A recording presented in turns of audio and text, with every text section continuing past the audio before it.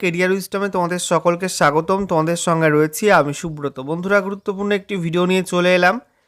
ভোটের আগেই রাজ্য সরকারে 10,000 শূন্য পদে নতুন কর্মী নিয়োগ করা হবে এবং 42 রকম পোস্টে নতুন রিক্রুটমেন্টটা করা হবে, এমনটাই জানিয়ে দেওয়া হয়েছে রাজ্য সরকারের তরফে।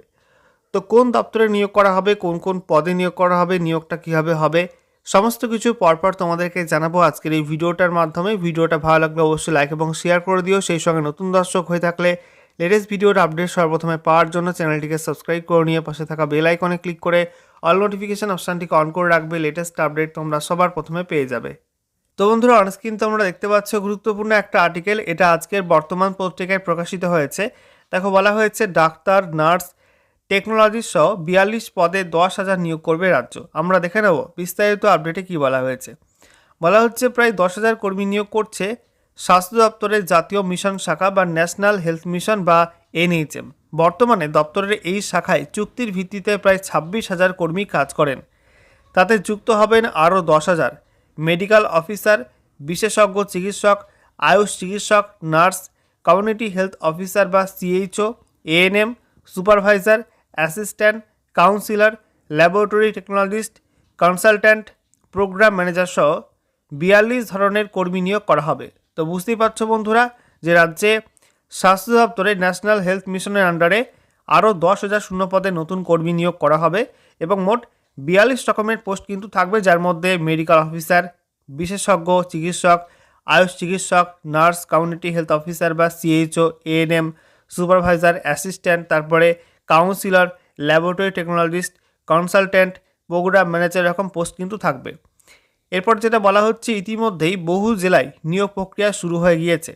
স্বাস্থ্য ভবন থেকে স্পষ্ট নির্দেশ, আদর্শ নির্বাচন আচরণবিধি লাগু হওয়ার আগে শেষ করে দিতে হবে প্রক্রিয়া। এমনই জানা গিয়েছে স্বাস্থ্য দপ্তরের পদস্থ সূত্রে। দপ্তর সূত্রে খবর, কয়েক হাজার কোটি টাকা আটকে রাখার পর অবশেষে কেন্দ্রীয় সরকার NHM খাতে মুঠো কিছুটা আলগা করেছে। এই সপ্তাহে তারা রাজ্যকে এককালীন 500 কোটি টাকা অনুদান, এক্ষেত্রে শ্যাডো ফান্ড দিয়েছে। এই বিপুল নিয়োগ প্রক্রিয়ায় অনুমোদন এসেছে অবশ্য তার অনেক আগে স্টেট বাজেট থেকে। কেন্দ্রীয় প্রকল্প জাতীয় স্বাস্থ্য মিশনে 60-40 অনুপাতে কেন্দ্রীয় সরকার এবং রাজ্য সরকার অর্থ বরাদ্দ করে। এই প্রকল্পের বাৎসরিক বাজেট আনুমানিক 3,000 কোটি টাকা। গত মার্চে শেষবার সিন্ধুতে বিন্দুর মতো আনুমানিক 350 কোটি টাকা অনুদান দিয়েছিল কেন্দ্রীয় সরকার। তারপর চলেছে দীর্ঘকালীন মৌনতা।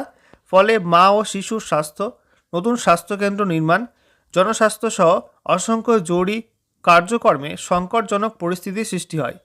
রাজ্য অর্থ সাহায্য করে বেতন এবং আপদকালীন বিষয়গুলির টাকা মেটাতে থাকে। দপ্তরের এক কর্তা বলেন, 3,000 কোটি টাকার মধ্যে 31শে মার্চের মধ্যে কেন্দ্রের দেওয়া কথা 60% অর্থাৎ 1,800 কোটি টাকা। তার মধ্যে সদ্য তারা দিয়েছে 500 কোটি টাকা। অর্থবর্ষের বাকি 1.5 মাসের মধ্যে পাওয়ার কথা আরও 1,300 কোটি।